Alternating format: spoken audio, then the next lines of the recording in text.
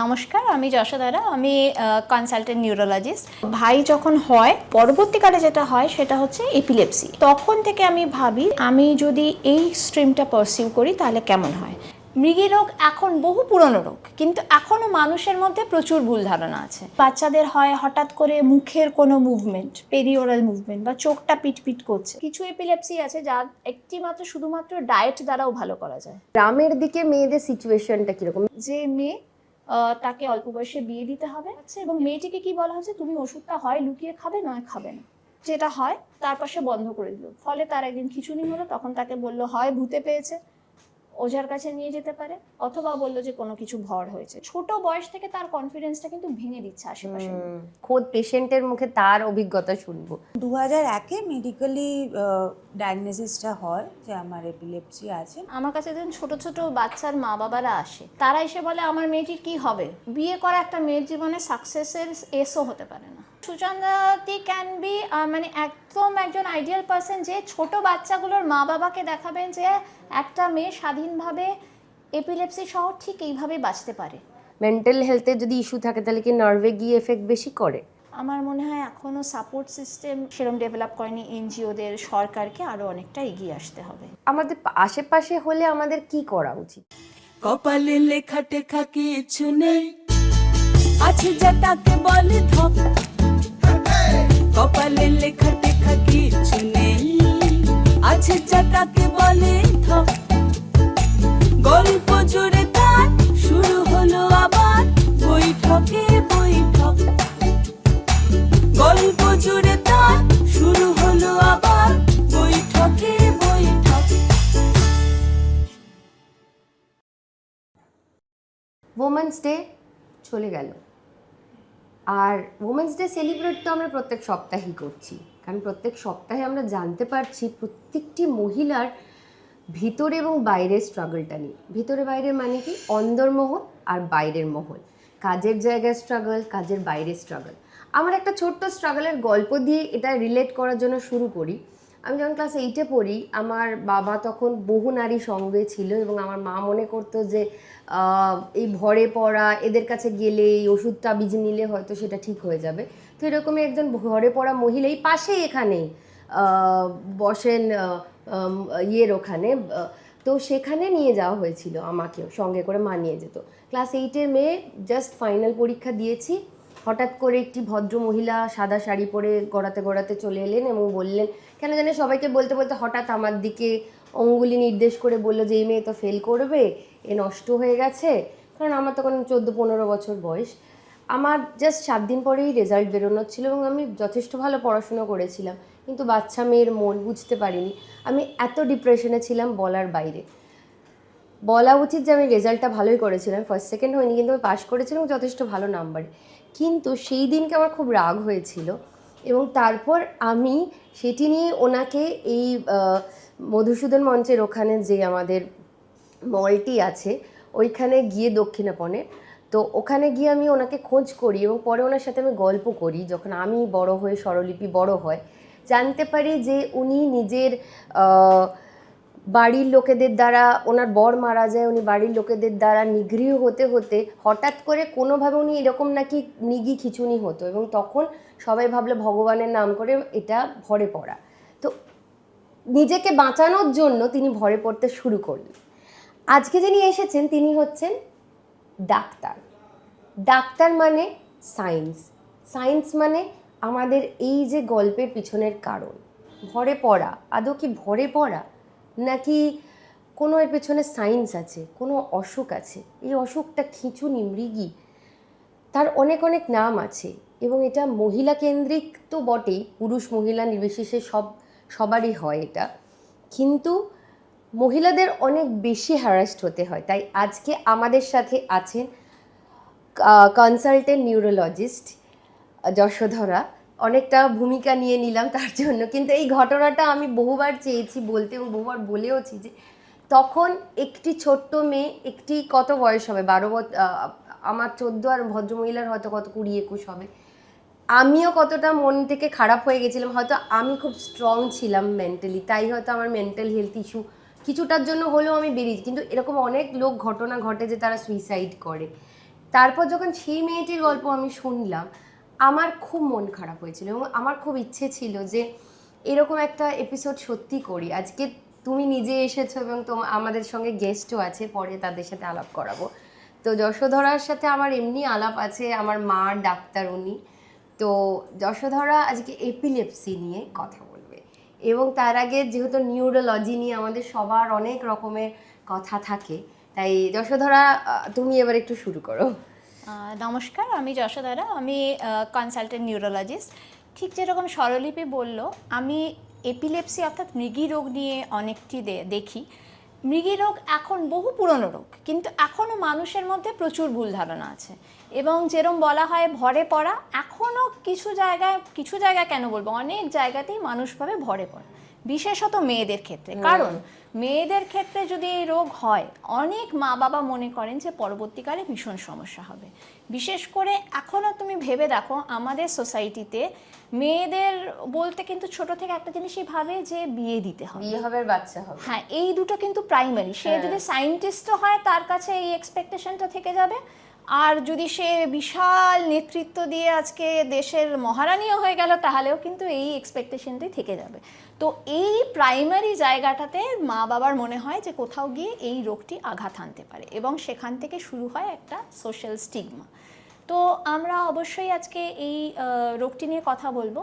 তো কেন আমাদের দেশে এখন সোশ্যাল স্টিগমা, যাদের আছে তারা কি ভাবছেন, এবং আমি যে প্রচুর মানুষকে দেখছি তাদের কি স্ট্রাগল, এবং তার থেকে আমরা কি বেরোতে পারি বা কিভাবে বেরোবো, এগুলো নিয়ে আজকে একটু আমরা আলোচনা করব। দারুণ সাবজেক্ট আজকে। তার আগে আমরা যশোধরার ব্যাপারে একটু জেনে নেব যে যশোধরা কোথায় থাকে। আমি থাকি মুকুন্দপুরে। আচ্ছা।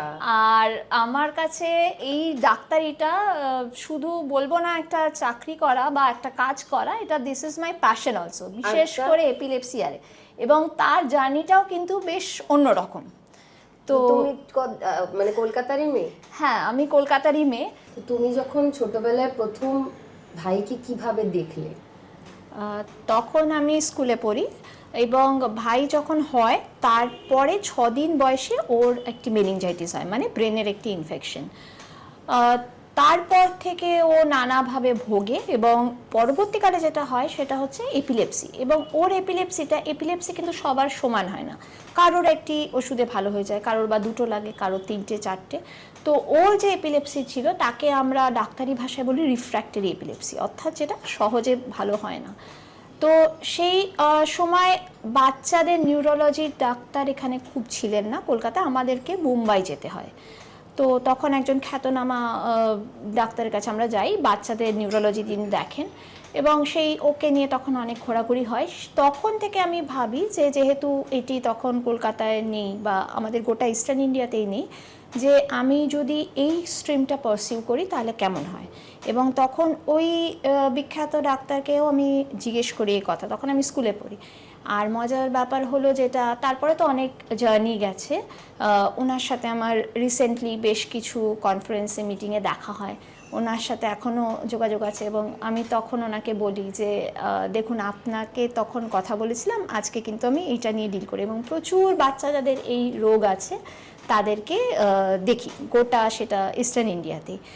এবং এখনও আমার কাছে চেম্বারে অনেকে আসে যাদের ভাই বা বোনের এই রোগ আছে, তাদেরকেও আমি বলি যে তোমরা ভাবতে পারো যে পরে বড় হয়ে এইটা নিয়ে তোমরা কি করতে পারো, কারণ অনেক যে এই রোগটা কিভাবে ডিল করতে হয়। হ্যাঁ, ডিল করতে হয়। শুধু তাই না, শুধু তো চিকিৎসা না, চিকিৎসা ছাড়াও কিন্তু এই রোগটা নিয়ে অনেক কিছু করার আছে। না, আমার যেটা জানার যে বাচ্চাদের কি করে বোঝা যায় যে এই ধরনের, মানে ওদেরও কি খিঁচুনি, মৃগী এরকম কিছু হয়?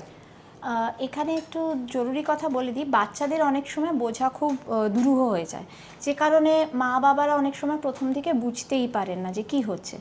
তো এখানে একদম ছোট বাচ্চা যারা নবজাতক, তাদের তো আর বড়দের আমরা আমাদের খিঁচুনি সম্পর্কে সাধারণ মানুষের কি ধারণা, যেটা টিভি সিনেমায় দেখা যায় যে একজন মানুষ পড়ে আছেন, তার হাত পা শক্ত হয়ে গেছে। তো সেই রকম না, বাচ্চাদের হয় হঠাৎ করে মুখের কোনো মুভমেন্ট, পেরিওরাল মুভমেন্ট, বা চোখটা পিটপিট করছে, বা হাত পাগুলো সাইক্লিং বলি আমরা, সাইকেলের মতো করে নাড়াচ্ছে, একদম ছোট বাচ্চার ক্ষেত্রে বোঝাই যায় আমার সেটা cycle- বোঝা খুব মুশকিল। হ্যাঁ। অনেক বাচ্চা এমনিও করে, তো এইখানে পিক আপ করাটা খুব মুশকিল, মানে খুব অ্যালার্ট না থাকলে বোঝা যায় না। সেক্ষেত্রে অনেক বাচ্চাকে আমরা বেশ পরের দিকে পাই, প্রথমে পাই না। তারপরে আরেকটি ব্যাপার, বাচ্চাটি সকালে ঘুম থেকে উঠছে, মাথাটা একটু করে পড়ে যাচ্ছে, এটিকে বলে হচ্ছে একটা ধরনের খিঁচুনি এবং ওয়েস্ট সিনড্রোম হতে পারে। এবং এইটি যদি আমরা না ধরতে পারি, বিশেষ করে বলি আমরা 15 দিনের মধ্যে যদি না ধরতে পারি, তাহলে বাচ্চাটির ব্রেন ড্যামেজ হয়ে যাওয়ার সম্ভাবনা থাকে। বাপরে। অর্থাৎ মা বাবাকে কতটা সতর্ক থাকতে হবে যে সকালবেলা, ইউজুয়ালি 3 মাসের পরে এটা হয়, 3 মাস বয়স থেকে মাথাটা জাস্ট একটু এরম করে পড়ছে, এবং যদি বারবার হয় তাহলে ভীষণভাবে সতর্ক হয়ে ডাক্তারের কাছে আসতে হবে। আরেকটু পরে আমরা দেখি আরেকটি বাচ্চাদের হয় যেটি বুঝতে পারে না লোকে, কিন্তু ভীষণভাবে পিক আপ করা দরকারি, তাকে বলা হয় অ্যাবসেন্ট সিজার, অর্থাৎ তার মধ্যে কোনো কিন্তু হাত পা নাড়ার লক্ষণ নেই। বাচ্চাটি ক্লাস টিচার এটি বলে, বাচ্চাটি কি করবে যে ক্লাসের মধ্যে জানলার দিকে তাকিয়ে আছে, তাহলে তো আমরা বলতে পারি ডে ড্রিমিং, সে হয়তো অন্য জগতে চলে গেছে, কিন্তু না, সেটি একটি খিঁচুনির লক্ষণ হতে পারে। কি সর্বনাশ, মানে এটা তো আমরা ভাবতাম যে ভাবুক বাচ্চা, ভাবুক বাচ্চা অন্যদিকে তাকিয়ে আছে, কিন্তু সেটি কিভাবে বোঝা যাবে যে অন্যদিকে তাকিয়ে থাকলে কি হবে? ভাবুক বাচ্চাকে যদি ডাকা হয় সে আবার নিজের জগতে ফিরে আসবে, কিন্তু এই বাচ্চাটি কিন্তু অন্যদিকে হারিয়েই গেছে, তাকে কিন্তু সেই সময় এই জগতে সাইলেন্ট হয়ে, হ্যাঁ, সাইলেন্ট সিজার বা অ্যাবসেন্ট সিজার আমরা কে বলি। কিন্তু এই সিজারটির চিকিৎসা হয়, সঠিক সময়ে ধরাটা খুব দরকার, চিকিৎসা হয় সম্পূর্ণভাবে ভালো হয়ে যায়, ফলে ভীষণ জরুরি। আরেকটি হয় যেটি আরেকটু বড় বয়সী ছেলে বা মেয়ের ক্ষেত্রে শুরু হয়, সেটি হচ্ছে সকালবেলা উঠে হঠাৎ করে হাত থেকে জিনিস পড়ে যাওয়া, ব্রাশটা পড়ে গেল, পেনটা পড়ে গেল, এবং বারবার জিনিস পড়ছে, চায়ের কাপ পড়ে গেল, চামচ পড়ে যাচ্ছে, তো এইটাকে বলা হয় জুভেনাইল মায়োক্লোনিক এপিলেপসি। তো এটা অ্যাডোলেসেন্স থেকে শুরু হয়, অর্থাৎ বয়ঃসন্ধির সময় থেকে। সেটিরও চিকিৎসা আছে। আমরা প্রত্যেকটা জিনিসকে বাবা মারা যেগুলো নিয়ে বকেন যে হ্যাঁ তুমি এরকম ভাবুক হয়ে আছো, তোমার পড়াশোনায় কোনো মন নেই, সেটাও একটা অসুখ। হতে পারে হাত থেকে জিনিসপত্র পড়ে যাচ্ছে, হতে সেটাও পারে একটা অসুখ। সেটি হতে মানে পারে। আমাদের যে যত সায়েন্স এগোচ্ছে তত যে আমরা কত কি জানছি। হ্যাঁ, এগুলোর মধ্যে হতে পারে। এবারে এরকম না যে হাত থেকে তো অনেকেরই জিনিস পড়ে যায়, যেতে পারে, বাট তো বারবার কিন্তু হ্যাঁ বারবার হচ্ছে, বা সকালবেলাতে উঠেই হচ্ছে, বিশেষ করে দেখা যায় ঘুমের পরে সকালবেলা উঠেই ব্রাশটা পড়ে যাচ্ছে। এটা কেন সকালবেলাটা কেন? কারণ বলা হয় ঘুমের পরে উঠে এই ধরনের এপিলেপসিগুলো প্রিসিপিটেট করে। এইগুলোর বিশেষ করে একটা থাকে স্লিপ ডিপ্রিভেশন, রাতে ঘুম না হলে এপিলেপসি কিন্তু প্রিসিপিটেট করে। টেনশন, পরীক্ষার দিন প্রচুর লোকের এপিলেপসি প্রিসিপিটেট করে যাদের আছে। বাচ্চাদের এই বিশেষ কতগুলো ধরনের আছে। আরেকটি হয় টিভি দেখতে দেখতে হঠাৎ শুরু হয়ে গেল, যেটাকে আমরা বলি ফটোসেনসিটিভ এপিলেপসি। অন্ধকারে টিভি দেখছে, তার এপিলেপসি শুরু হয়ে গেল, বা ডিস্কো থেকে গেছে, তার শুরু হয়ে গেল। কারণ অন্ধকারে যদি খুব ব্রাইট লাইট থাকে, তাহলে যাদের এরকম অসুখ আছে সেগুলো প্রিসিপিটেট করতে পারে। আচ্ছা, এটা কি কোনো জেনেটিক? জেনেটিক নিশ্চয়ই কিছু কারণ থাকে, কিছু এপিলেপসি থাকে যেগুলো জেনেটিক। বিশেষ করে একটা আমরা জানি যে বাচ্চাদের হয় তরকা জ্বর বলে, জ্বর আসলো তার সাথে তরকা প্রচুর বাচ্চার হয়, এবং সেটা ম্যালেরিয়া হলে লোকে বলতো, ম্যালেরিয়া হলে তো কাঁপে, কিন্তু তরকা জ্বর হচ্ছে বাচ্চা জ্বরের সাথে একটা ধরনের খিঁচুনি, সেইটা প্রচুর বাচ্চা থাকে, এবং নট নেসেসারি তারা বড় হয়ে মৃগী রোগ বা এপিলেপসি হবে, কিন্তু কিছু বাচ্চাদের তাদের বড় হয়েও থেকে যায়। তো এইটার কিন্তু একটা জেনেটিক, অনেক সময় দেখা যায় তাদের মা বা বাবারও এই ধরনের ছোটবেলা জ্বর এলে তরকা হতো, তো সেটি অবশ্য খুব একটা ভয় পাওয়ার না। এই যে তুমি যেগুলো বললে যে তাকিয়ে থাকা হঠাৎ করে, বা মাথাটা এরকম করছে বাচ্চাটা 3 মাসে, তো এটাও কি জেনেটিক কিছু হতে পারে? এইটা হয়, এখন তো বেরিয়েছে, এখন যত দিন যাচ্ছে না নতুন জিনিস আবিষ্কার হচ্ছে, যেটা আমাদের অনেক সময় আমাদের সিনিয়ররাও বলে যে এখনকার দিনে এত চিকিৎসা শাস্ত্র এগোচ্ছে যে অনেক কিছুরই চিকিৎসা আমূল পাল্টে যাচ্ছে, যেটাকে আমরা এখন বলি প্রিসিশন মেডিসিন। অর্থাৎ ঠিক যেই রোগ হয়েছে সেই রোগের চিকিৎসা, যেটি ক্যান্সারের ক্ষেত্রে ভীষণভাবে এসে গেছে।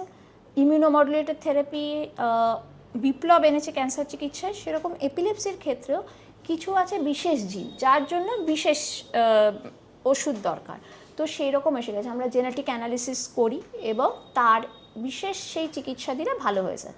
মানে একটা মজার ব্যাপার আছে, কিছু এপিলেপসি আছে যা শুধুমাত্র ডায়েট দ্বারাও ভালো করা যায়। আচ্ছা, হ্যাঁ, বাহ। তাকে আমরা কিটোজেনিক ডায়েট বলি, অর্থাৎ কার্বোহাইড্রেট একদম বাদ, তার ফ্যাট এবং প্রোটিন খাবে। তাতে কিছু এপিলেপসি, যেমন গ্লুট বলে একটি এপিলেপসি আছে, বেশ খারাপ ধরনের এপিলেপসি, কিন্তু এই ডায়েট দ্বারা ভালো হয়ে যায়। তো তুমি তো ছোটবেলায় ভাবলে যে আমার ভাই, এখন তোমার ভাই এখন ওর বয়স হচ্ছে 28 বছর, এখনও কিন্তু ও অসুস্থ, ওর এপিলেপসি হয় এবং এতটাই হয় যে ও বাড়িতেই আছে। কিন্তু সমস্যা হচ্ছে যে আমরা চিকিৎসা তো করা যাচ্ছে, এইটাও একটা বলার ব্যাপার যে সমস্ত মৃগী রোগ, বিশেষ করে কঠিন বা রেয়ার এপিলেপসি যেগুলোকে বলি, সবসময় ভালো হয় না। কিন্তু সেই ক্ষেত্রে কিন্তু এখনও সেভাবে সাপোর্ট সিস্টেম, যেটা আমাদের দেশ কেন, মানে কোনো দেশে সেভাবে গড়ে ওঠেনি। হয়তো মা বাবা দেখছেন, কিন্তু মা বাবাকেও তো কাজে বেরোতে হচ্ছে, তখন তাদেরকে কে দেখবে, কে ওষুধ দেবে, সেই যে সাপোর্ট সিস্টেম, সেইটা এখনও সার্বিকভাবে গড়ে ওঠেনি। এবং এইখানে আমরা নিশ্চয়ই এখানে একটা গ্যাপ রয়েছে, সেই গ্যাপটা অ্যাড্রেস করার ভীষণভাবে প্রয়োজন। তো তারপর তুমি ভাইয়ের কথা ভেবে তুমি তখন কত বছর বয়স যখন এই ডিসিশনটা নিলে যে আমি, তখন আমি স্কুলে পড়ি, হাই স্কুল লেভেলেই ধরতে পারো, তখন আমি ডিসিশন নিই যে একবার দেখতে হবে যে ডাক্তারি। তুমি মাধ্যমিক, তুমি তো ওয়েস্ট বেঙ্গল, হ্যাঁ হ্যাঁ হ্যাঁ হ্যাঁ। তো তখন তুমি মানে যখন ভাবলে যে ডাক্তার হবে, তখন কি সায়েন্স নিও? সায়েন্স আগেও ভেবেছিলাম নেব, কিন্তু কথা হচ্ছে যে ডাক্তারি পড়বো, তারপরে পরবর্তীকালে নিউরোলজিতে আসবো। ব্যাপারটা জার্নিটা অনেক বড় আমাদের, তো এইটা তো সবাই জানে, ডাক্তারি পড়ে সুপার স্পেশালাইজেশন করতে করতে বোধহয় অনেক বছর কেটে যায়, এমবিবিএস, তারপরে এমডি, তারপরে এমআরসিপিসি, তারপরে তুমি বললে তো যে ইকোনমিস্ট হবে ভেবেছিলাম আগে, যে এটা ভাবনাটা কেন ইকোনমিস্ট হওয়ার? সেটা কিছুটা মাকে দেখে, বা মনে হয়েছিল যে সেটাতে বেশ একটা কলেজে পড়ানো বা রিসার্চ। হ্যাঁ, মা পড়াতেন। মায়ের নামটা একটু বলো। মায়ের নাম প্রফেসর মমতা রায়। আচ্ছা, উনি কোথায় পড়াতেন? উনি ব্রেবোন প্রেসিডেন্সি, পরে প্রেসিডেন্সি প্রিন্সিপালও হন। আচ্ছা, তো তখন মনে হতো বেশ ব্যাপারটা, এবং ওনার অনেক স্টুডেন্ট, বিখ্যাত স্টুডেন্ট যারা বাইরের ইউনিভার্সিটিতে, শুধু তাই নয় নানা ক্ষেত্রে ভীষণ সুনাম অর্জন করেছেন, তাদের দেখে মনে হতো বেশ যদি ওরকম হওয়া যায়। তো তারপরে মনে হলো, এখন তো মনে হয় যে ভাগ্যি এই সাবজেক্টটা নিয়েছিলাম, যেটি আলটিমেটলি প্যাশন হয়ে গেল। কারণ সেই সাবজেক্ট যখনই আমাদের ভালো লাগবে, যে কোনো কাজ, তখনই মনে হয় সত্যিকারের আনন্দটা পাওয়া যায়। একদমই তাই, প্রফেশন যদি পছন্দের হয়ে যায়, সেটা হ্যাঁ, থেকে ভালো আর কি হতে পারে। হ্যাঁ, মানে আমার জানতে ইচ্ছে করছে যে মা, একটি মেয়ে এবং এরকম একজন অসুস্থ ছেলেকে নিয়ে তার সাথে প্রফেসরই করা, তুমি তো নিশ্চয়ই মায়ের স্ট্রাগলটাও দেখেছো। হ্যাঁ, সেটা ভীষণ কঠিন স্ট্রাগল। কেন কি, আমার ভাইয়ের প্রচণ্ড স্ট্রাগল করছিল। আমার এখন মনে আছে যে আমার বোধহয় টেস্ট বা ক্লাস 10-এর টেস্ট বা প্রি টেস্টের আগে এমন একটা সার্জারির মধ্যে দিয়ে ওকে যেতে হয়, যাতে ভীষণ রিস্কি ছিল। তো এই ধরনের সিচুয়েশনগুলো আমি এখনও বুঝে পাই না। আমি তখন বেশ ছোট, অতটা হয়তো অ্যানালিটিক্যালি ভাবতে পারতাম না যে আমার বাবা অর্থোপেডিক সার্জন, উনি তখন সে সময় ওই ক্রিটিক্যাল অবস্থাতে বাইরে সার্জারিও করছেন, মা এরকম একটা জব করছেন, যে কী করে ওনারা পারলেন। কারণ যখন আমরা একটা ক্রিটিক্যাল সিচুয়েশন, বাড়িতে যদি কারোর থাকে এরকম, বিশেষ করে সে যদি সন্তান হয় ছোট, যার ভবিষ্যৎ সামনে পড়ে আছে, তখন জিনিসটা কতটা কঠিন আমি এখনও হয়তো পুরোপুরিভাবে বুঝে উঠতে পারি না, যে কী করে অত ঠান্ডা মাথায় ওনারা জার্নিটা পেরোলেন বা এখনও পেরোচ্ছেন। আমারও চেনা জানা কিছু লোকজন আছে যারা ছেলে মেয়ের পরীক্ষা হলে ছুটি নিয়ে নেয়, আমার ছেলের পরীক্ষা, তার পাশে বসে পড়াতে হবে। তোমার মা তো নিশ্চয়ই তোমার পাশে এই কারণে, নিশ্চয়ই বাবা মা কেউই থাকতে পারে না, এই কারণে আমার পরীক্ষাটা মানে চেঞ্জ হয়ে গেছিলো ডেফিনেশন। পরীক্ষা মানে যে পড়াশোনা করতে হবে তা না, পরীক্ষা মানে হয়ে গেছিলো জীবন পরীক্ষা। মানে এতগুলো সিচুয়েশন আসছে, বাড়িতে এরকম ভাই, তো ফলে তখন খুব খারাপ লাগতো যে আমি একটা স্কুলে প্রাইজ পেয়েছি, আমার মা বাবা কেউ যেতে পারেননি কারণ ভাই ভীষণ অসুস্থ। কিন্তু এখন বুঝি যে এমন সিচুয়েশন দিয়ে যাওয়ার ফলে এখন আমার মনে হয় একটা অন্য লোকের কাছে যে সিচুয়েশন ডিফিকাল্ট লাগছে, আমার মনে হয় ভাই এর থেকে তো 1000 গুণ ডিফিকাল্ট সিচুয়েশন আমি স্কুলে পেরিয়ে এসেছি। আমার এটাই বক্তব্য যে পাশে বসে বাচ্চাকে পড়ালেই যে বাচ্চা ভালো রেজাল্ট করবে, বাচ্চার ভেতর থেকেও সেটা হতে হবে। সেখানে বাবা মা সাপোর্ট না পেয়েও প্রায় একাই তখন ওই বয়সে প্রায় লড়াই করে গেছে। সাপোর্ট পাইনি হয়তো মেন্টাল সাপোর্ট, এবং ওনাদের দেখছি ওটাই তো বিশাল সাপোর্ট, যে ওনারা আরো 1000 গুণ বেশি স্ট্রাগলের মধ্যে দিয়ে যাচ্ছেন। একটা ক্লাস 8-9-এ যে পরে তার সেইটুকু চলে আসে যে আমি পাশে দেখছি, তো সেই মডেলিংটা ও একটা ভীষণ কাজ করে, যে মা বাবা ওই রকম লেভেলের কাজ করছেন, মাথা ঠান্ডা রেখে বাইরে আর বাড়িতে ঝড় বয়ে যাচ্ছে, ফলে আমিও মাথাটা ঠান্ডা রেখে পরীক্ষাটা দিয়ে আসবো, আমার এমন ভাবে কাজটুকু করে নি, কেউ বুঝতে পারবে না বাইরে যে একটা ভেতরে ঝড় চলছে। দারুণ, মানে পরিস্থিতি মানুষকে যে কত হ্যাঁ নিশ্চয়ই, কারণ মাও এত বড় কাজ করেছেন বা বাবাও একটা ভীষণ ডিফিকাল্ট সার্জারি করছেন, কারোর হিপ রিপ্লেসমেন্ট হচ্ছে ভয়ঙ্কর ক্রিটিক্যাল, বাবা ডক্টর শিবাজি চৌধুরী অর্থোপেডিক সার্জন। আচ্ছা। তো উনি ওটিতে ঢুকছেন, বাড়িতে হয়তো তখন ভীষণ সিচুয়েশন, আমার ভাই অসুস্থ, কিন্তু কেউ ওনাকে দেখে বুঝতে পারবেন না, কারণ ওনার মাথাটা হিমশীতল। আর মারও তাই, একটা ভীষণ বড় মিটিংয়ে যাচ্ছেন, এমনকি হয়তো উনি একসময় মিটিং হয়েছে লোকসভা স্পিকারের সাথে, এরকম মিটিং লেভেলে যাচ্ছেন, বাড়িতে খুব টার্মোয়েল চলছে, কিন্তু মাথাটা ঠান্ডা। সেই রকম শিক্ষা আমার মনে হয় খুব কম মানুষ পেয়েছে, ফলে আমি যে মানে আসল জীবনে যে শিক্ষা পেয়েছি সেটা তো কোনো স্কুল বই বা কেউ পেতেই পারে না, আর কারো এটা বাঞ্ছনীয় নিশ্চয়ই নয়, এরকম শিক্ষা কেউ পাক চায়ও না। সেটাও যে কত ইমপ্রুভমেন্ট নিজের জীবনে হয়। হ্যাঁ, কিন্তু হ্যাঁ রেজিলিয়েন্স ভীষণ কঠিন সিচুয়েশন দিয়ে গেলে সব মানুষের জীবনে আলটিমেটলি সেটা ভীষণ বড় শিক্ষা হয়ে দাঁড়ায়। এটা কিন্তু সত্যি আমিও দেখতে পাচ্ছি, এবং তুমি তো ভালো করেই দেখতে হ্যাঁ, পাও। সেটা তুমি নিশ্চয়ই তোমার যখন পেশেন্টের বাবা মারা আসেন তাদের আমি হ্যাঁ কিছুটা তো বলি, কারণ তারাও একটা ভরসা পায় যে হ্যাঁ উনিও কাটিয়েছেন এই সিচুয়েশন দিয়ে, খারাপ সিচুয়েশন দিয়ে, ফলে উনি যখন বলছেন উনি অ্যাটলিস্ট জ্ঞান দেওয়ার জন্য বলছেন না, আমি কাটিয়েই বলছি। এমনকি আমি তারপর থেকে নিজেও প্র্যাকটিস করি, আমি কাউকে রোগা হতে বললেও নিজে একটু চেষ্টা করে তারপরে বলেছি যে নিজেও হাঁটবে। আমি নিজে এখন হাঁটি, সবাইকে আগে বলতাম যে হ্যাঁ সকালবেলা উঠে 5 কিলোমিটার হাঁটুন, কিন্তু এখন আমি নিজে হেঁটে তারপরে মানুষকে বলি, নিজেও করি, মানুষকে তখনই বলি যে আপনিও করুন, কারণ এটা করা যায়। তো সেরকম যে মা বাবারা ভীষণ কঠিন স্ট্রাগলের মধ্যে দিয়ে যাচ্ছে তাদেরকে বলি যে হ্যাঁ এক্সপিরিয়েন্স আছে, সবসময় সেটা খুব যে সব স্ট্রাগল মানে সাকসেস হচ্ছে শেষে তা কিন্তু না, কিন্তু স্ট্রাগলটা যতটা পারা যায় খুশি মনে বা ভেবে করতে হবে না, তো আরো কঠিন হয়ে যাবে। আর বেঁচে তো থাকতে হবে, বেঁচে থাকতে হবে, আবার স্ট্রাগলটা যদি একটু হাসি মুখে না করতে পারি আরো কঠিন হয়ে যায়, আমার তাই মনে হয়েছে। তবে তুমি পড়াশোনা কোথায় করলে, মানে পড়াশোনা তো এমবিবিএস করেছি বর্ধমান মেডিকেল কলেজে, মানে এইচএস এর সাথে সাথে। হ্যাঁ, তারপরে গোখেল। আচ্ছা। তারপরে করেছি হচ্ছে MD medical college, Calcutta medical college, তারপরে ডিএম করেছি Bangur institute of neuro sciences, আর মাঝে পিজিআই চণ্ডীগড়ে গেছিলাম, একটা ছোট ফেলোশিপ করেছি পিডিয়াট্রিক নিউরোলজির। আচ্ছা। আর এমআরসিপি তো ইউকে, সেটা আলাদা।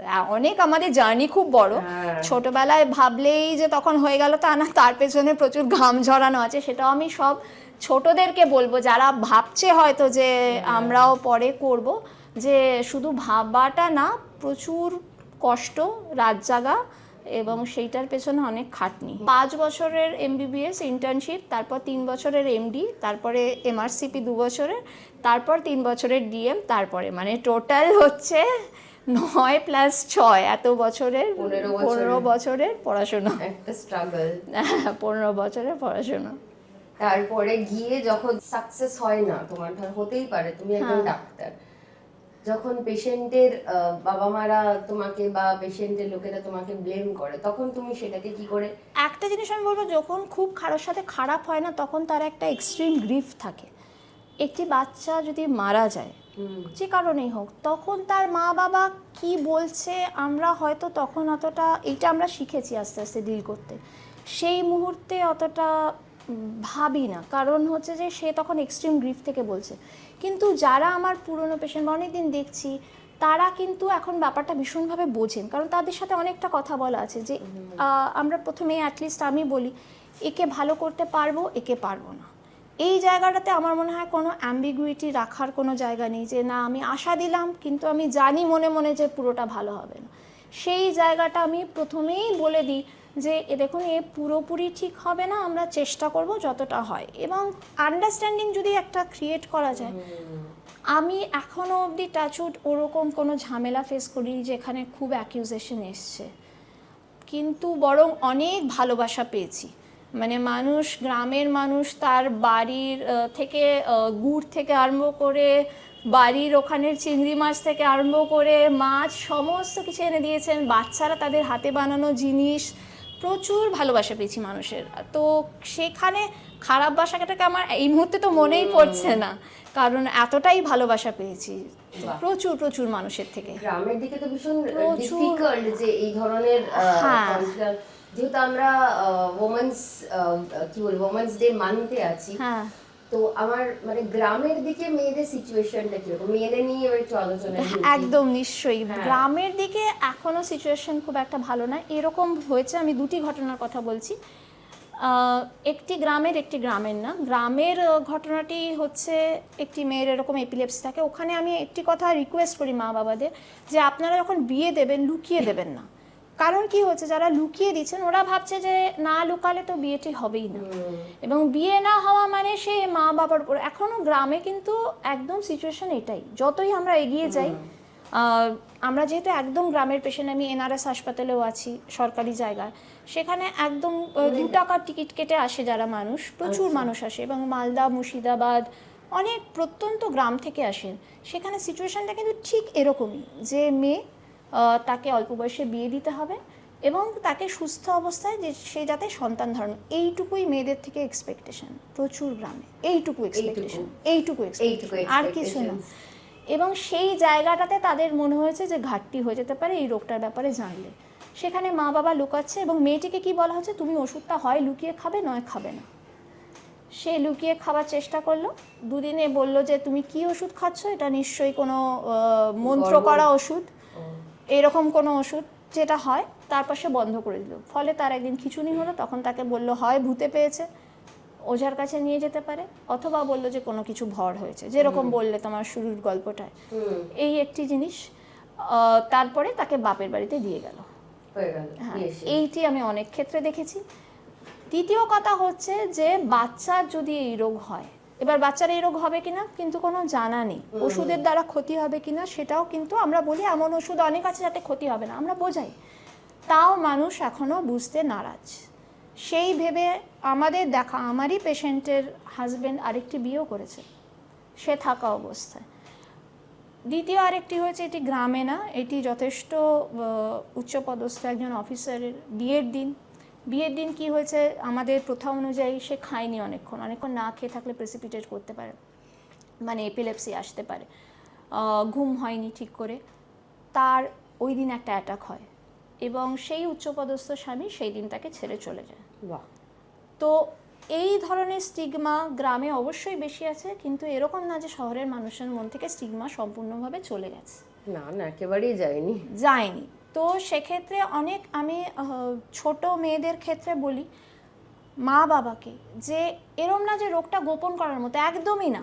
এটা কোনো গোপন রোগ না, এটা নিউরোলজিক্যাল রোগ। আমার আপনার যে কোনো দিন যে কারোর হতে পারে, যে কোনো সময়, বয়স্কদেরও হয়। প্রতি 1000 মানুষের 10 জন মানুষের আছে। তাহলে আপনি ইন্ডিয়ার পপুলেশন যদি হিসেব করে দেখেন, তাহলে ভাবুন কত মানুষের আছে, লক্ষ লক্ষ মানুষের এই রোগ আছে। কিন্তু আপনি যখনই একটি ছোট মেয়ের হচ্ছে, আত্মীয় স্বজনকে বলছেন, ছোট বয়স থেকে তার কনফিডেন্সটা কিন্তু ভেঙে দিচ্ছে আশেপাশে।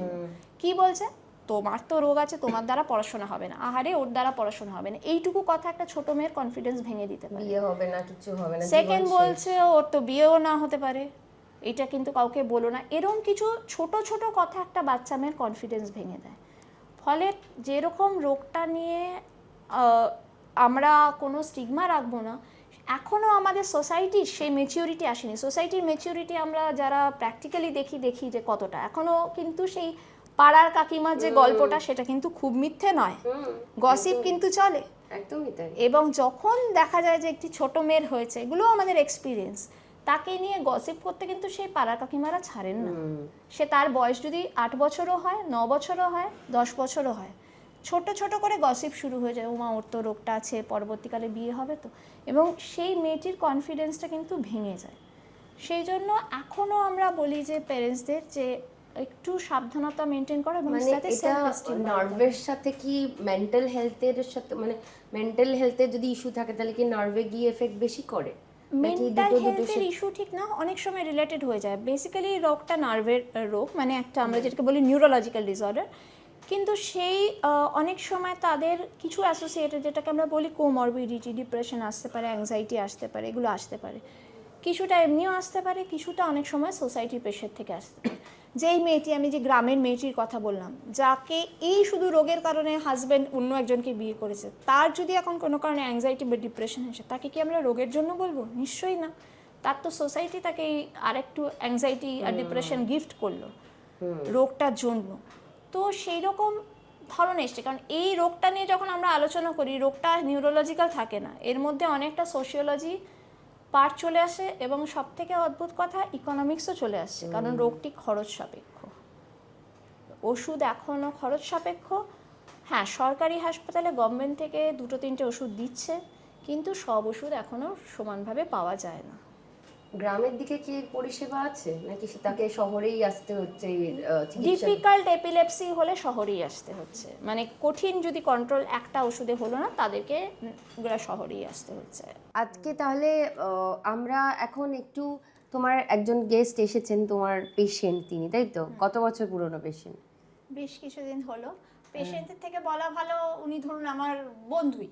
আচ্ছা। হ্যাঁ, এখন তো এবারে হচ্ছে যে উনি একজন ওয়ার্কিং লেডি, ওনার এপিলেপসি আছে। তো ওনার হয়তো সেক্ষেত্রে উনি নিজেই বলবেন যে এতক্ষণ যে ওরকম গল্পের মতো স্ট্রাগল সেরকম না, কিন্তু নিশ্চয়ই কিছু তো থাকেই। তো ওনার মুখ থেকে একটু শুনবো যে অ্যাকচুয়াল লাইফটা কিরকম অ্যাজ আ ওয়ার্কিং লেডি, এবং তার পারিপার্শ্বিক, তার কোলিগস, তার পরিবারের লোকেরা তার সাথে কিরকম ভাবে ডিল করেছে তার সঙ্গে এই রোগটির সাথে।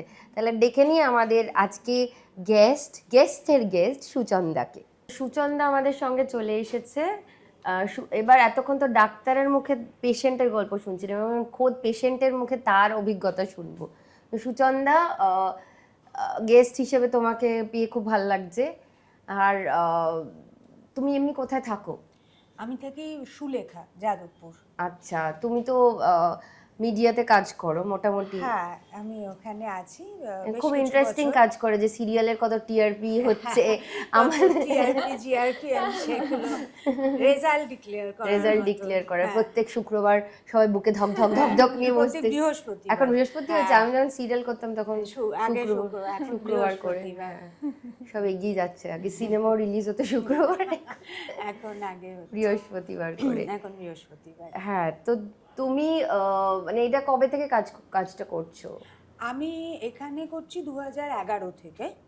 তার আগে আমি ফ্রিল্যান্সিং করতাম। তুমি তো, আমি যখন ছিলাম তখনও করতে, তার মানে?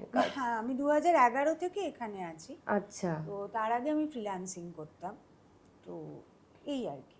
আচ্ছা, তো তুমি পাঠভবনে পড়তে? আমি পাঠভবনে। তুমি প্রথম কখন জানলে যে তোমার এরকম এপিলেপসি? ওর কি স্টেজ আছে, তোমার কি মনে হয়?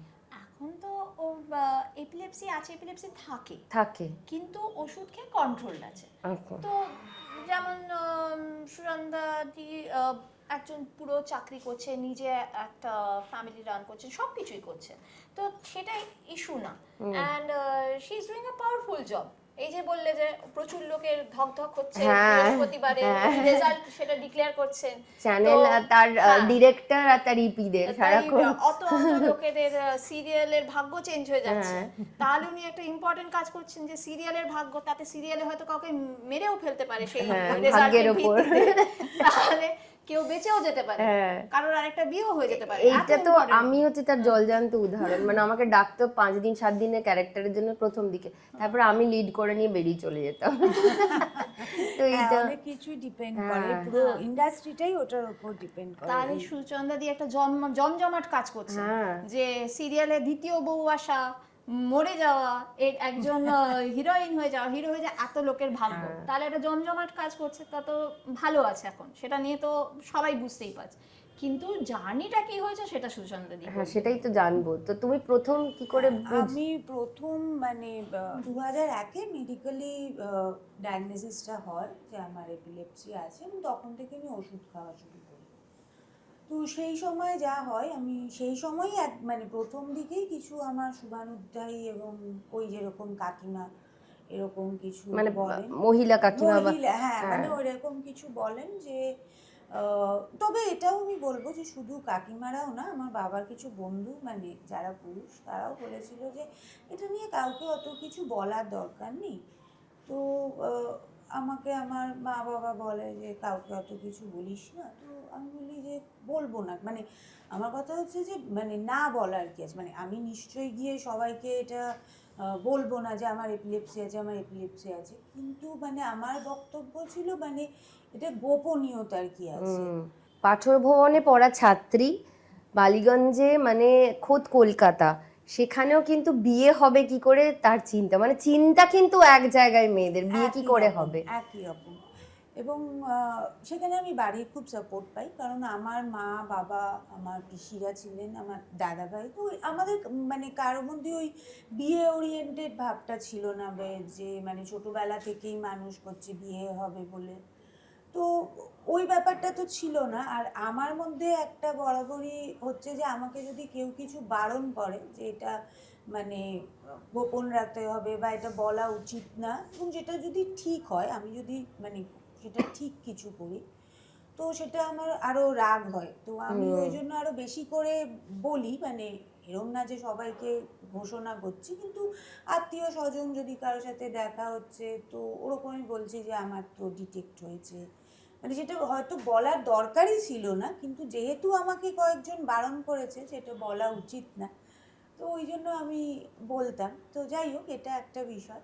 না, তুমি ধরাট কি করে পড়েছিল? এখন যেটা হয়েছিল মেইনলি যে কারণে আমি ঘুমোচ্ছিলাম, মানে আমার একটা হতো যে আমার ওই ঘুম থেকে ওঠার সময় আমাকে যদি মানে কেউ একটু জোরে ডাকতো বা আমার হুট করে ঘুম ভাঙতো, তাহলে আমার একটা মানে অস্বস্তি হতো। আর আমার এমনিতেও ইনসমনিয়া ছিল, যেটা আমার বাবার বাড়ির দিক থেকে এসছে, মানে আমার ঘুমটা রাতে হতো না। তো যেটা তখন হয়েছিল যে আমার একটা ফোন এসছিল, ল্যান্ডলাইন তো তখন ছিল, তো আমি ঘুমোচ্ছিলাম পুরো, এবার আমার ফোনটা আসে, আমাকে বাবা বলে তোর ফোন, এবং আমি যা হয় ঘুম থেকে উঠেই গিয়ে ফোনটা ধরি, এবং তখন ব্ল্যাক আউট হয়। তো সেইটা যখন ওরকমভাবে মানে এর আগে আমি যেটা বললাম ওই রোগা ছিল, এবং আমার ওই ব্ল্যাক আউটগুলো মানে ফ্রিকোয়েন্টলি বেশিরভাগই, হতো না মাঝে? ফ্রিকুয়েন্টলি হয়নি, মানে যেটা হয়েছে ওই হসপিটালে গিয়ে 2-3 বার হয়েছে। তো তখন যেটা ভেবেছে যে অনেকে ওই হসপিটালে গেলে রক্ত দেখলে বা ওরকম হ্যাঁ বা পরিবেশ। ওরকম পরিবেশে হয়, তো ওই জন্য ওইটা ভেবেছে, কিন্তু ওই সময় যেহেতু হলো, তখন ডক্টর দেখলো এবং তখন মানে ইজি হলো, এবং তখন এই ডায়াগনোসিসটা হলো। তো এই একটা বিষয় আমি তখন দেখেছিলাম যে ওই একটা বড় সকালবেলা কি হয়েছিল। নাম্বার লাগে, মানে কিছু করতে ইচ্ছে করে না? এটা তো আমার আছেই ভীষণ, আচ্ছা সকালবেলা একটা নামনেস, এবং আমার ওই সকালবেলা ঘুম থেকে মানে আমি যে কারণে আমার অ্যালার্মও খুব সুদিং দিই, বা আচ্ছা। আমার বলাই থাকে আমার যারা মানে আমি যেহেতু বললাম আমি খুব অসামাজিক জীবন যাপন করি, ফলে আমি খুব কম লোকের সাথে মিশিও, এবং যাদের সাথে আমার বলা আছে যে এই টাইমের আগে আমাকে খুব দরকার না হলে ফোন করো না বা ফোন করিস না, কারণ আমার ওই হুট করে যদি হয় আমার তখন একটা প্রচণ্ড প্যালপিটেশন হয়, বা আমাকে কেউ ডাকলেও তারা খুব মানে আস্তে করে আমাকে ডাকে, কারণ ওই মানে ডাকলে আমার একটা প্রচণ্ড প্যালপিটেশন হতে থাকে। আর ওই আমার ওই জার্কের একটা প্রবলেম আছে, ডক্টর জানেন ওটা। সেটা কি? তো ওই মানে সিজার যেটা সিজার হয় আমার ওই জার্কিংটা ওটাও হয়? হ্যাঁ ওটা হয়, তবে এখন ওষুধ খেয়ে অনেকটাই তখন মানে তুমি এরকম হয়েছে যে তুমি হঠাৎ করে মাঝ রাস্তায় তোমার হয়েছে অ্যাটাক? না, আমার এরকম কোনো দিনই হয়নি। আমার যেটা মেনলি হতো আমার ওই জার্ক হয়ে জিনিস পড়ে যাওয়া, এই জিনিসটাই আমার মূলত হয়েছে, মানে আমার ওরকম রাস্তায় পড়ে গিয়ে মানে যেটা টিপিক্যাল খিঁচুনি বা বলে সেই জিনিসটা আমার কখনো হয়নি। তারপরে 1-2 বার আমার ওই মানে ব্ল্যাক আউটটা আরও 1-2 বার হয়েছে, কিন্তু ওষুধের পর সেই জিনিসটা কন্ট্রোলে ছিল। আর বিয়ে কি হয়েছে তোমার, সেটাই জিজ্ঞেস। না, আমি সিঙ্গেল, কিন্তু আমি একটা রিলেশনে আছি, কিন্তু সে তোমার সাথে কিভাবে অ্যাডজাস্ট করে এটাই? একদমই মানে তার কোনো এপিলেপসি, আমার এপিলেপসি আছে সেটা নিয়ে মানে কোনো এটা মাথা আমাদের ব্যথা? না, এটা আমাদের কখনো মানে রিলেশনের মধ্যে এই বিষয়টা আসেই নি, দুজনে ও তোমার জায়গা না হয় যদি ওর হতো, হ্যাঁ সেটা যেরকম সেম হতো। সেম, মানে এটা মানে কোনো কনসিডারেশনে আসা মানে উচিত আসার নয়, বিষয়, মানে এটাই কখনো আমাদের মনে নাহলে হয়নি। সে আমার পার্টনার কি হ্যাঁ, করে হবে। পার্টনার কি করে হবে। এক্স্যাক্টলি, তো মানে যে বিয়ের পিড়িতে বউকে ছেড়ে চলে যায় বা সেকেন্ড বিয়ে করে, তার কাছে মেয়ে মানেই হচ্ছে শুধু হ্যাঁ, বাচ্চা মানে দেওয়া, বাচ্চা জন্ম দেওয়া দেওয়ার এবং একটা খুব আধার। সুস্থ একটা কিছু হ্যাঁ। বিষয়। তো মানে আমাদের এটা কখনো মনে হয়নি যে এটা একটা কোনো কারণ বা এটা একটা বিবেচনার বিষয় যে আমার এপিলেপসি আছে কি নেই ইত্যাদিটা আর কি। আর এমনি কাজের ক্ষেত্রে তুমি কখনো? কাজের ক্ষেত্রে আমার যেহেতু ডেস্ক জব, তো ওরকম আমার খুব একটা হয়নি। তবে আমার ওই অনেক সময় যেহেতু ওই মানে আমার জানে অফিসে আমার যারা এবং অফিসেও আমি কয়েকজনকে মানে আমার যারা ধরুন হেড আমার যারা, তারা কয়েকজন আমাকে বলেছে যে আপনি তো খুব এটার ব্যাপারে ওপেন, আপনি ওপেনলি এরকম বললেন, সবাই তো বলে না এরকম। তো আমি বলছি যে এটা তো কোনো মানে তাতে কি ওনার আপত্তি আছে? না, মানে ওনারা বলছেন যে মানে সবাই তো এটা বলেন না আপনি, মানে আমাকে এক দুজন মানে না, তারা অ্যাপ্রিসিয়েট করেই বলেন যে আচ্ছা। সবাই তো বলে না আপনি এটা নিয়ে এতটা ওপেন। তো আমি বলছি যে এটা তো কোনো মানে গোপন কিছু বিষয় নয়, তো না বলার কি শরীর আছে। খারাপ যেখানে মানে আমাদের এটা তো সবার একটা, হ্যাঁ সচেতন এটা হওয়া তো উচিত। একটা মানে অসুস্থতা। হ্যাঁ। তো এটা না বলার কি আছে। আর এবার কিছু ক্ষেত্রে হয় আমার যেরকম ওই ইনসমনিয়া থেকে তারপরে এই ওই ঘুমের সমস্যার জন্য এবার কখনো হয়তো আমি যেতে পারি না, এবার এক দু সময় হয়তো সেটাতে একটু বলেন যে কেন আসতে পারলেন না, কিন্তু আমার আবার যেহেতু ভার্চুয়ালি কাজ করাটা সম্ভব, সেই জন্য অতটা প্রবলেম হয় না। তো আমি যে কারণে ডক্টরকে বলছিলাম যে মানে my picture is a very hunky dory one, তো ওই ক্ষেত্রে আমি সেভাবে কখনোই মানে এইটা আমার কাছে কখনো প্রতিবন্ধকতা হয়নি কখনো? হয়নি। কারণ আমার মনে হয় যে তোমার বাড়ির লোক বা তোমার আশেপাশের লোকরা অনেক বেশি পুঁথিগত না, মানে মানবিকতার দিক থেকে অনেক বেশি শিক্ষিত। হ্যাঁ, আমারও সেটাই হ্যাঁ। ধারণা যে আসলে পুঁথিগত শিক্ষাটা তো আসল শিক্ষা বলে আমার তো মনে হয় না। মানে তোমরা একদম সেটা তাই। আজকে সুচন্দ্রাদিকে আনার একটি বিশেষ কারণ, আমার কাছে যখন ছোট ছোট বাচ্চার মা বাবারা আসে, হ্যাঁ তারা এসে বলে আমার মেয়েটির কি হবে। হ্যাঁ আমি বলবো সুচন্দ্রাদিকে আজকে দেখুন সবাই, সুচন্দ্রাদি একটি মিডিয়া হাউসে আছেন এবং থার্সডে এত লোকের প্যালপিটেশন করছে। হ্যাঁ আপনার মেয়ে যদি এই কাজটা করে তাহলে মানে আপনার সাকসেস, আমার সাকসেস, সোসাইটির সাকসেস, আর কিছু চাই না। একদমই তাই। বিয়ে করা একটা মেয়ের জীবনে সাকসেসের এসও হতে পারে না। এটা তো মানে আমরা সবাই হ্যাঁ। এই বৈঠক করার একটাই কারণ, মেয়েদের নিজের কথা ভাবা, নিজেকে নিয়ে ভাবা, এবং পৃথিবীতে শুধু বাচ্চা জন্ম দেওয়া আর বিয়ে করার জন্য আসা হয়নি। মেয়েদের নিজস্ব একটা জীবন আছে। বিয়েটা আগামী দিনে অপশনাল হবে আমার মনে হয়। তাই বিয়ে মানে কি এটাই তো বোঝে না যে একটি এখনকার পুরুষ, মতো এবং নয়। শুধু পুরুষ নারী নয়, সে নারী নারীর সাথে থাকতে পারে, পুরুষ থাকতে পারে, যাই হোক না কেন একটা পার্টনার পাওয়া, যে হ্যাঁ আমি আমার সমস্যা তার সাথে শেয়ার করব। এক্স্যাক্টলি। সেখানে যদি তার দাবি এটা হয় যে পাশেই না থাকলো, তাহলে সে থেকে লাভটা কি? হ্যাঁ, তো মানে সেই একসঙ্গে জিনিসটা। থাকা, হ্যাঁ সেইটাই মানে সুচন্দ্রাদি ক্যান বি মানে একদম একজন আইডিয়াল পার্সন, যে ছোট বাচ্চাগুলোর মা বাবাকে দেখাবেন যে একটা মেয়ে স্বাধীনভাবে এপিলেপসি সহ ঠিক এইভাবে বাঁচতে পারে এবং আনন্দ করে বাঁচতে পারে এবং খুব কিছু লাগে না। She is leading a very successful life. এবং সমস্যাগুলো লোকের সাথে শেয়ার করলে আমারও যদি, আমি বলছি অটিজম নিয়ে আমরা যে করেছিলাম, আমার মানে আমি বহু বাচ্চাকে শুনেছি যে তাদের স্কুলে যখন তারা অটিস্টিক চাইল্ডের সাথে মেশে বা বোঝে, এপিসোড দেখার পর তারা ওই সহানুভূতির সঙ্গে তাদের সাথে মেশে। তো হতেই পারে হয়তো কারুর একটা, যেমন পিরিয়ডস হলে আমরা ছেলে বন্ধুরা আমাদের বলে তোরা বস, আমাদের করতে হবে না, তো এরকম কোনো কিছু হলেও আমরা যাতে পাশাপাশি যারা আছে তাদের সাহায্য করতে পারি, সেটাই সচেতনতাটা আমার মনে হয় একই রকম। একটা ডায়াবেটিস থাকলে যেরকম জোর গলায় বলতে পারে, এপিলেপসি থাকলে একই তো ব্যাপার। ডায়াবেটিসের ওষুধ খেলে কন্ট্রোল হচ্ছে, সে তো সেরে যাচ্ছে না। হাইপারটেনশনও তাই, সেম উইথ এপিলেপসি, ওষুধটা খেতে হবে, সেটা জরুরি। আমার মনে হয় এখনো সাপোর্ট সিস্টেম সেরকম ডেভেলপ করেনি এনজিওদের, সরকারকে আরো অনেকটা এগিয়ে আসতে হবে। নেপোলিয়নেরও যখন খিঁচুনি রোগ ছিল, তার মানে এই রোগটা মোটামুটি কত বছর পুরনো হবে? বহু পুরনো নথিতে বলা আছে 2000 বিসি, মানে বিফোর প্রাইস 2000, মানে আজকের থেকে মানে 4500 বছর আগেও এই নথিতে পাওয়া গেছে। এবং অদ্ভুত ব্যাপার হলো তখনকার মানুষ একটি চিকিৎসা করতো যেটি এখন আবার ফিরে এসছে, খুব ইন্টারেস্টিং। সেটা হচ্ছে যে তাদেরকে না খাইয়ে রেখে দেওয়া হতো। আচ্ছা। তো তাতে কি হতো, ওটা হচ্ছে এক্সট্রিম কিটোজেনিক ডায়েট। আর যখন আমরা স্টারভেশনে থাকি তখন আমাদের ব্রেন কার্বোহাইড্রেটের জায়গায় কিটোন বডি ইউজ করতে আরম্ভ করে, ফ্যাটস ইউজ করে, তো ওটাকে বলা হয় কিটোসিস। তো তো কিটোসিস হলে দেখা গেছে যে খিঁচুনি কমে যায়। তো আচ্ছা। এখন সেটা মডিফাইড ভাবে কিটোজেনিক ডায়েট হিসেবে উপস্থিত হয়েছে এবং তার পাউডারও পাওয়া যায়। আমরা জানি যারা জিম করে, বডি বিল্ডিং করে, তারা অনেক সময় কিটোজেনিক, বা যারা রোগা হতে চায় তারা কিটোজেনিক ডায়েট করে। তো কিছু বিশেষ এপিলেপসির ক্ষেত্রেও কিন্তু এই কিটোজেনিক ডায়েট ম্যাজিকের মতো কাজ করে। এবং এনশিয়েন্ট সেই সময় 4500 বছর বা 2000-2500 বছরের মানুষের কাছে এই চিকিৎসাটাই ছিল, না খাইয়ে রেখে দিত এবং তাতে দেখা যেত যে এপিলেপসির প্রকোপ কমে যেত। তো এবং বহু পুরনো পেন্টিং, এমনকি আমরা ভার্সেইতে গেছি যেখানে আমরা ভীষণ পুরনো ফ্রেঞ্চ পেন্টিং আছে, সেখানেও দেখা গেছে যে যুদ্ধ হচ্ছে, একটি মানুষ এরম করে পড়ে আছেন, এটা খুব সম্ভবত মাইকেল অ্যাঞ্জেলোর পেন্টিং।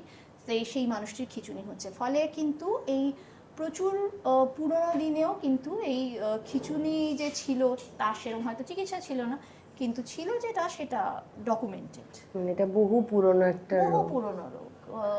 তো সেই জিনিস তো আছে। আর এই পুরনো রোগের সাথে সাথে যে পুরনো, এক তো বললে যে চামচ ঢোকানো, জুতো শোকানো, হ্যাঁ, এগুলো সেটা তো যাবে না, হ্যাঁ। মাথায় জল ঢেলে দেওয়া, মানে আমিও সেটা ভুল, সেটা আমি বুঝতে পারলাম যে আমি জল দিতাম, হাওয়া আর জলটা করতাম। তো আরেকটা হচ্ছে যে অন্য কোনো, এটা তো একটা বলে যে একটা টেকনিক পুরোনো দিনের, আর কোনো আয়ুর্বেদা বা হোমিওপ্যাথি বা এই যে জল খাওয়া, মুখ সেটা খাওয়া? নিয়ে খুব বলতে পারবো না, কারণ সেটা অন্য ডিসিপ্লিন চলে যাচ্ছে। কিন্তু আমি বলবো যে আমাদের মডার্ন মেডিসিন এখন অনেক রকম চিকিৎসা এনে দিয়েছে, ইনভেস্টিগেশন এনে দিয়েছে, ফলে এই ব্যাপারটি না বেশ সিরিয়াস।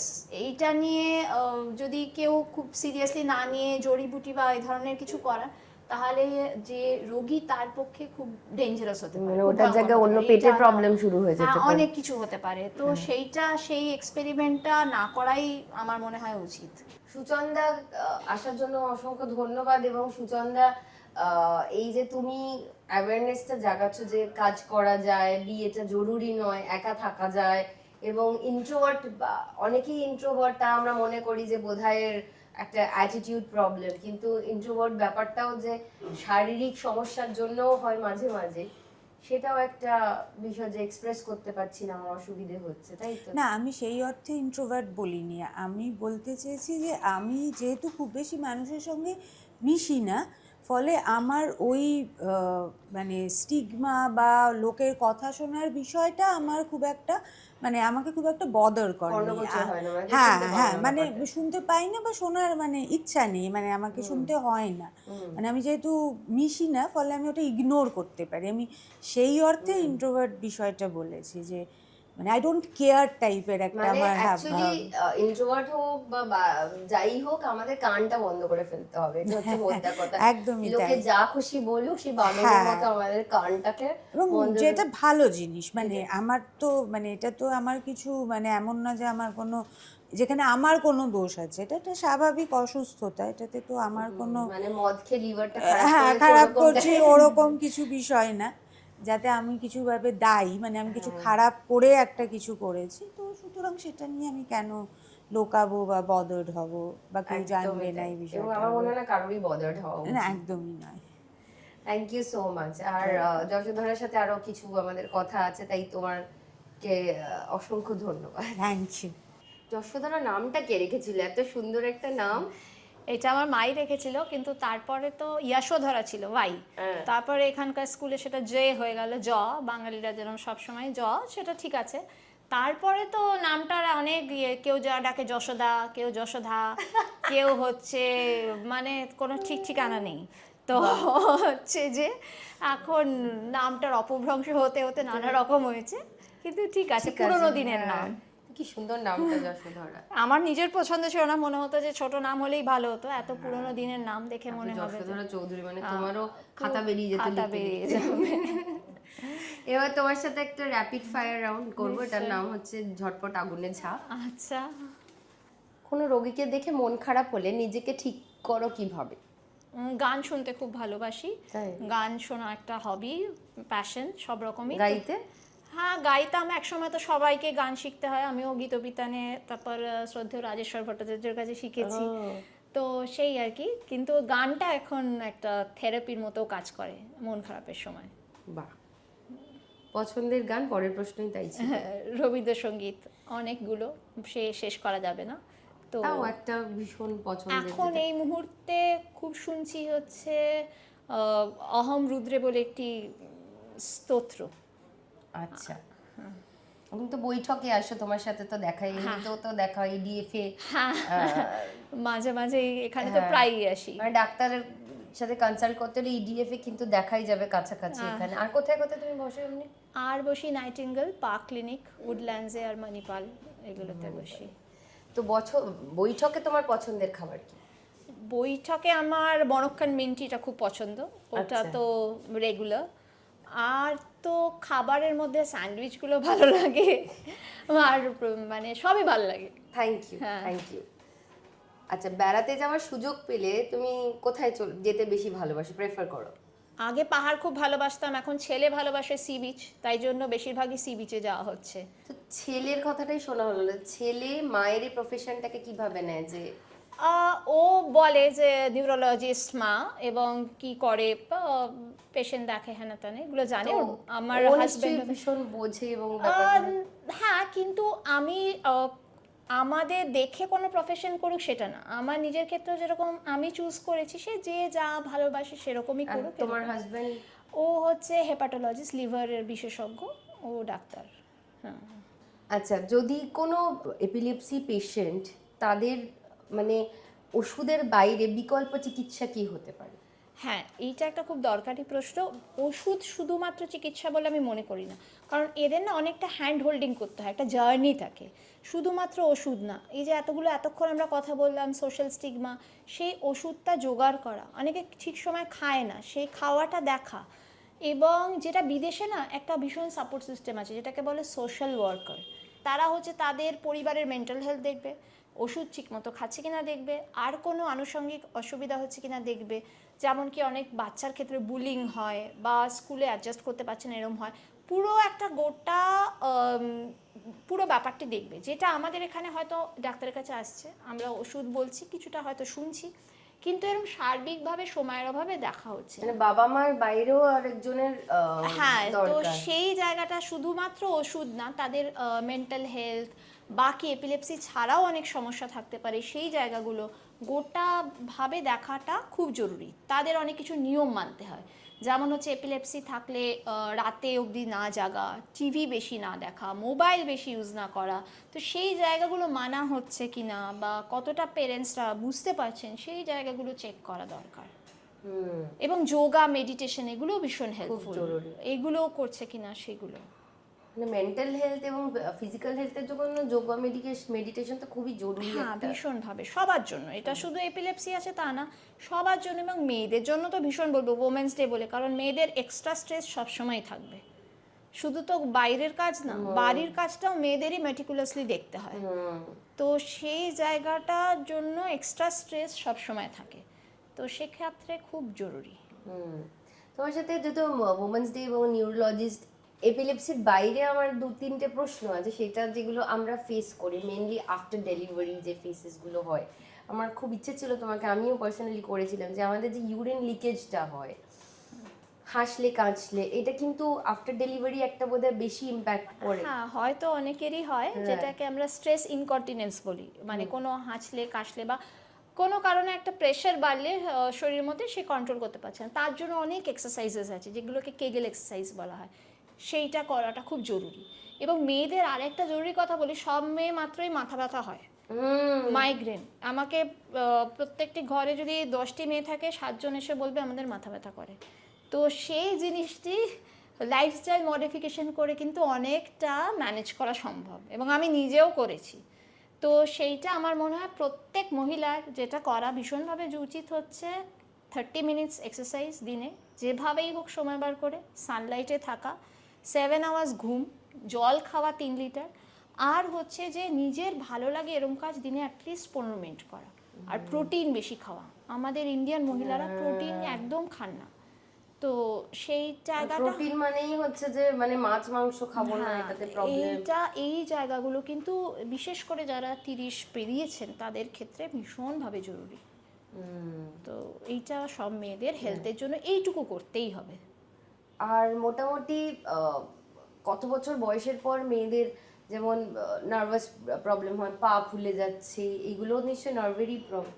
অনেকগুলোই আছে। তো মেয়েদের শুরু হয় ব্যথা দিয়ে, এই 35-এর পর থেকে একটা হচ্ছে আমাদের মেয়েদের অস্টিওপোরোসিস শুরু হয় অনেকের ক্ষেত্রে, সেক্ষেত্রে ক্যালসিয়ামটা ভালো করে খাওয়া উচিত। দ্বিতীয় হচ্ছে যে ব্যথা, অনেকেই বলে ঘাড়ে ব্যথা, কোমরে ব্যথা, সেখানে ওজনটা একটা ঠিকঠাক নিয়ন্ত্রণে, কারণ দেখা যাচ্ছে যে 40-এর পরে বেশিরভাগ মহিলাই ওজনটা কিন্তু অনিয়ন্ত্রিত হারে বেড়ে যাচ্ছে, সেই জায়গাটা কন্ট্রোলে আনতেই হবে। তো সেই জায়গাগুলো থেকে রক্ষা পেতে নিজের পক্ষে জিনিসগুলোকে পেছোতে সবারই হবে, 80 বছরে গিয়ে কেউ আটকাতে পারবে। যতটা পারা যায় পেছোতে, একটু এক্সারসাইজ, বিশেষ করে স্ট্রেংথ ট্রেনিং, যেটা এখন আস্তে আস্তে মেয়েরা জানছে, ভীষণভাবে জরুরি। তাই 30-এর ওপর সব মহিলাকে বলবো এই 5টা লাইফস্টাইল, বেশি নিজেকে ভালোবাসো, এইটুকু করতে হবে। নিজেকে ভালোবেসে করুন, ছেলে মেয়েকে ভালোবেসে করুন, এমনকি বরকে ভালোবেসে করুন, যাকে ইচ্ছা ভালোবেসে করুন, কিন্তু করুন, আপনার করাটা জরুরি। আর নিজের বয়সকালে কারোর ওপর যেন ডিপেন্ডেন্ট না হতে হয় সেটা ভেবে করুন। এই 5টা জিনিস 30-এর থেকে করুন। আগে করতে পারলে আরো ভালো, কিন্তু আগে তো মানুষের অনেক রকম হয় না, তখন তো ভাবে যে আমরা দারুণ ফিট দৌড়চ্ছি, কেন করব। কিন্তু 40-এর পর থেকে মোটামুটি সবাই বুঝতে পারে যে না, কিছু করতে হবে, ভালোই দেয়, এটা তো মানে বেশ বোঝা যাচ্ছে। তো এই জিনিসগুলো সব মহিলাকে বলবো 30-এ অবিলম্বে শুরু করুন। হ্যাঁ, এবার শেষ প্রশ্ন দিয়ে শেষ করব, সেটা হচ্ছে যে আমরা সবাই জানি যে এই রাজ্যের স্বাস্থ্যের অবস্থা যথেষ্ট, কারণ সঠিক সময় সঠিক, কারণ সবার ক্ষেত্রে তো মোটামুটি ওর প্রায় 1000-15 মোটামুটি একটা খরচা ওষুধের জন্য। তো সবার পক্ষে তো সেটা সম্ভব নয় জোগাড় করা, সব যে মানে অনেকে রোজগারই অত টাকা নয়, তো সে ওষুধ কি করে আনবে, ভাত জোগাড় করবে না ওষুধ জোগাড় করবে।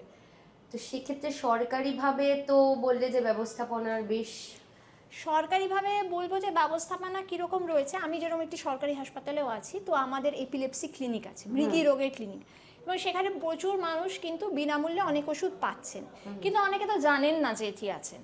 তো সেক্ষেত্রে মানুষকে জানানোটাও দরকার যে না, সরকারি জায়গাতে কিছু ওষুধ পাওয়া যায়, সব ওষুধ স্বাভাবিকভাবে পাওয়া যায় না, কিন্তু যে ওষুধগুলো পাওয়া যায় সেটার পরিষেবাও তারা নিন, এইটি হচ্ছে প্রচুর মানুষ নেন। মানে এই যে আশা দিদির মতো কোনো কাউকে জোগাড় করা দরকার, যারা গিয়ে এই বিষয়টা বোঝায়। সেইটি যদি হয় যে সোশ্যাল ওয়ার্কার আছে কেউ সরকার থেকে, যিনি বলছেন না বাবা এই মৃগী রোগটি সেরকম ভয়ঙ্কর না, ওষুধ খেলে ভালো হবে, বোঝানো হোক, সেই জায়গাটা যদি তৈরি করা যায় তাহলে হয়তো গ্রামের মানুষের উপকার হবে।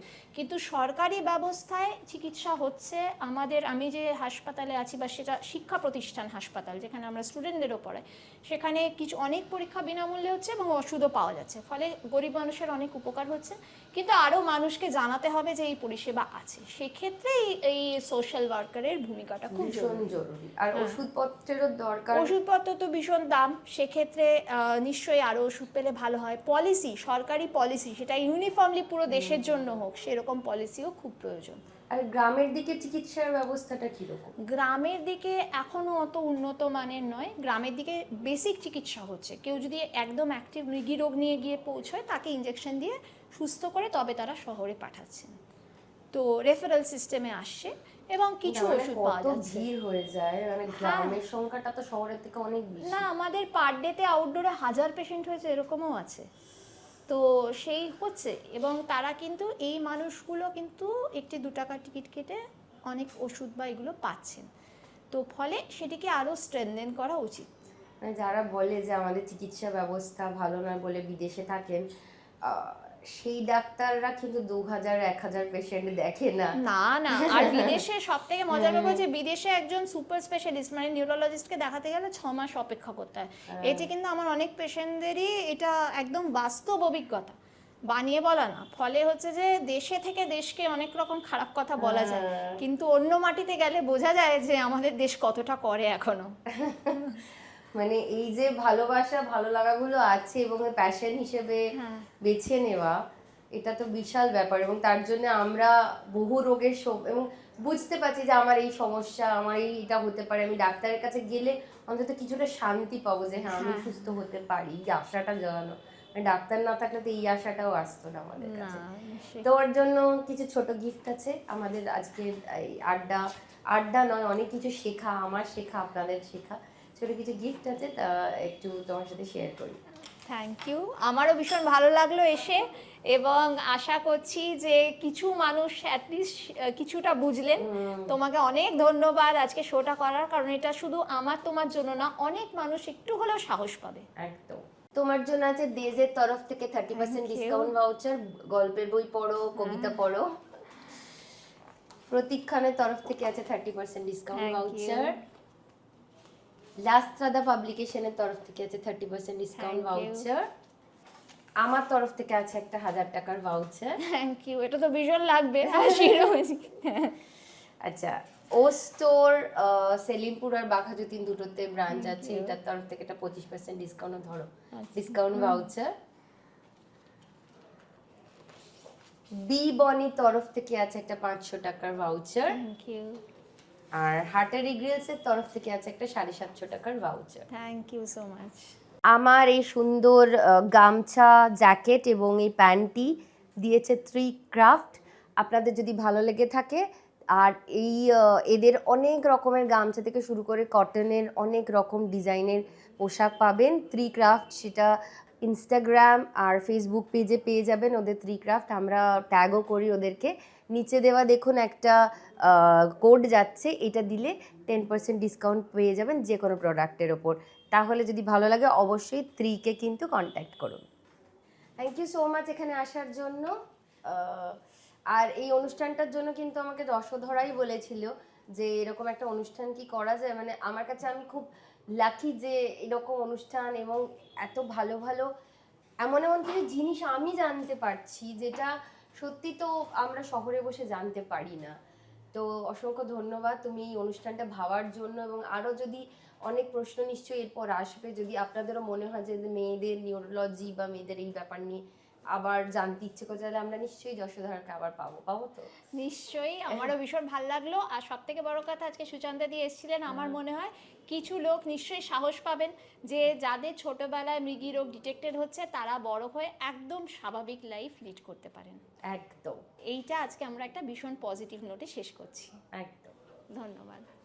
আমাদের এই পর্বের প্রশ্ন হলো, আমাদের আজকের অতিথি ডক্টর যশোধরা। ডক্টর যশোধরা একজন বিশ্ববিখ্যাত শিল্পীর কথা বলেছেন যার এপিলেপসি ছিল। তিনি কে? একজন বিশ্ববিখ্যাত শিল্পীর কথা বলেছেন ডক্টর যশোধরা, যার এপিলেপসি ছিল। তিনি কে? ঝটপট উত্তরটি পাঠিয়ে দিন নিচে দেওয়া মেল আইডিতে। আর আপনাদের অনুষ্ঠানটি ভালো লাগলে অবশ্যই শেয়ার করুন, সাবস্ক্রাইব করুন, আর নিচে হাইপ বাটনটি প্রেস করতে কিন্তু ভুলবেন না। ধন্যবাদ।